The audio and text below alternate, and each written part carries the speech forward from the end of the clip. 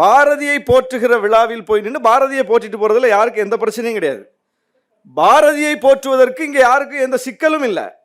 இதே தமிழ்நாடு அரசே பாரதிக்காக அவருடைய வாழ்க்கை வரலாற்றை தொகுத்து நூல் வெளியிட்டிருக்கிறது. இந்த அரசு வெளியிட்டிருக்கிறது. இவ்வளவு பெரிய புத்தகம் இருக்கு, தர வேண்டாம்.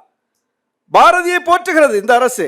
அவர் கருத்தில் 1000 முரண்பாடு இருக்கலாம், அது அந்தந்த காலகட்டத்தில் உள்ளது. ஆனால் ஒரு மகா கவிஞன் என்கிற அளவில் இந்த அரசு பார்க்கிறது, நாம பார்க்கிறோம். நான் தனிப்பட்ட முறையில், நான் ஒரு திராவிட இயக்க குடும்பத்திலிருந்து வளர்ந்து வந்த பையன். இந்த விடுதலை வாசகர் வட்ட கூட்டத்தில் பயின்று வந்து எழுந்தவன். நான் 2007 ஒரு டாக்குமெண்ட்ரி ஃபிலிம் வெளியிடுறேன்.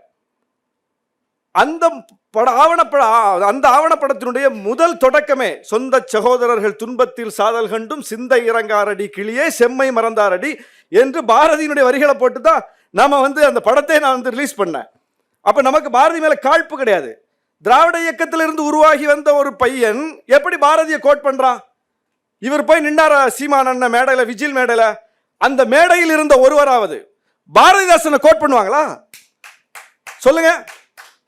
அவனுக்கு என்ன பிரச்சனை? பாரதிதாசனை ஏற்பதில் என்ன பிரச்சனை? அவர்கள் ஏன் ஏற்க மறுக்கிறார்கள்? பெருஞ்சித்திரனாரை ஏற்பார்களா? பாவாணரை ஏற்பார்களா?